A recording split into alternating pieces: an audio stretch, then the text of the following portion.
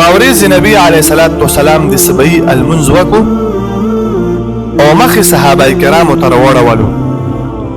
صحابه کرامو نه پوښتنه وکړه چې اے صحابه کرامو تاسو کې داسې سړی شته چې هغه بېګا وږي خېټه مړه کړې وي، یعنی وږي سړي ته یې ټکاله ویر کړې وي، داسې سړی در کې شته؟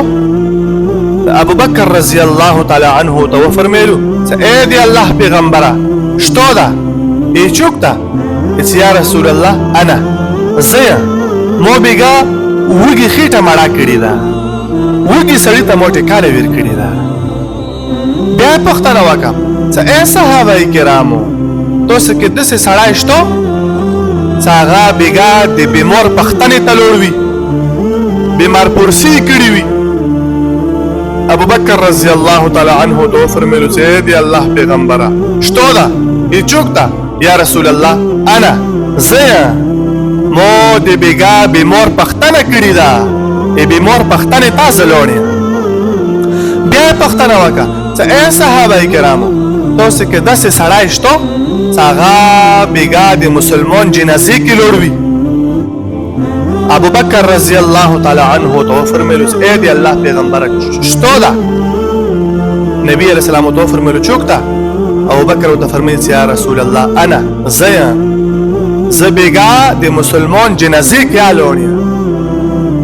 ابو بکر وخه درې عملونه یې کړي. اے دی الله پیغمبره بېګا شپې مو وږي خېټه مړه کړې ده او مسلمان بیماری پښتنې ته راغلی یم او یو مسلمان وفات و د هغه جنازې کې لوړ وم. نو دا درې عملونه مو کړي دي. چې کله زه کور ته راغلم نو توره شپه وه او دومره سخت خوب راغلی و. اے د الله پیغمبره تهجد خو څه کوې چې د فرض المنځه پاتې کېدلو خطره وه چې مونه فرض المنځه پاتې کېدلو که زه خو بیوله شوې وه. زه څه نه م لستلو، مو قرآن را واخیستلو، د قرآن مجید تلاوت مو شروع کو. مو د قرآن تلاوت کولو دومره پرې مو د قرآن تلاوت کولو څومره پرې د صبحي المنځه دپاره اذان نه وشوه. چې کله د صبحي اذان وشولو مو قرآن بند کو، المنځه دپاره مو تیاری شروع کو. نو نبی علیه الصلاۃ والسلام ابو بکر ته فرمایي چې اے ابو بکر بېګا شپې مو ته اسمان نه جبریل علیه السلام سل پیرې راغلی. بېګا شپې مو ته اسمان نه جبریل علیه السلام سل پیرې راغلی او مو ته یې ویلو چې اے دی الله پیغمبره ابو بکر باندې مو سلام یایا، ابو بکر باندې مو سلام یایا.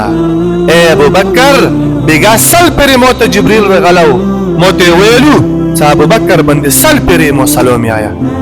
او مو ته دا خبره وکړه چې اے دی الله پیغمبره بېګا شپې سل پیرې مو د ابو بکر شونډې څاپ کړي دي، سل پیرې مو د ابو بکر شونډو باندې خپلې شونډې ایښې دي. ویلې ځکه مو نه شونډې خستې دي چې ابو بکر په دغو شونډو باندې بېګا د قرآن تلاوت کړه ده.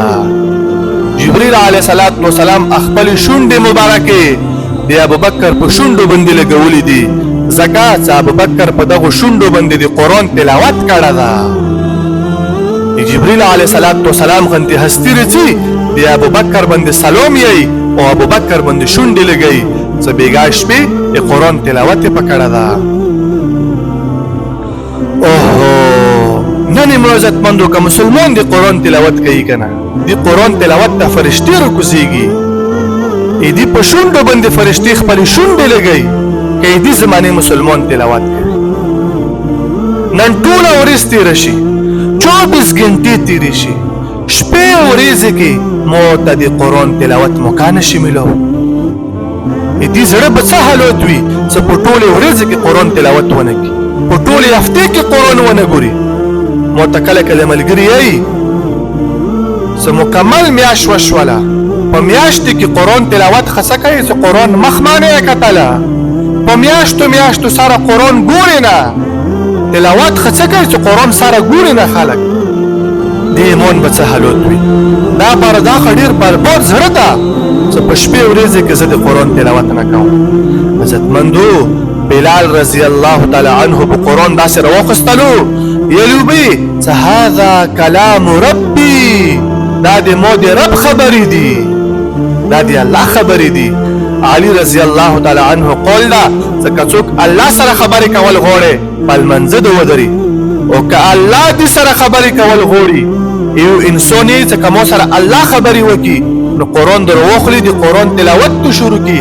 دا داسې ده لکه الله دې سره خبرې کوي. نن مو سره د الله خبرو ته وخت نشته. نن زه څومره فضولیاتو کې وخت تېروم، د الله خبرې د الله کلام ته مو سره وخت نشته. قرآن تلاوت زه نه کوم.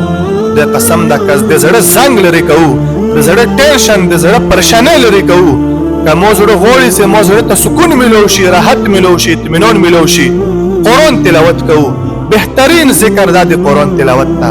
قرآن تلاوت کوو، زړه نه به الله زنګ لرې کړي، د زړه توروالی به الله ختم کړي، ټینشن پریشانۍ به الله ختم کړي. قرآن تلاوت کوو، الله رب العزت په دنیا و آخرت کې مو زندگی برابر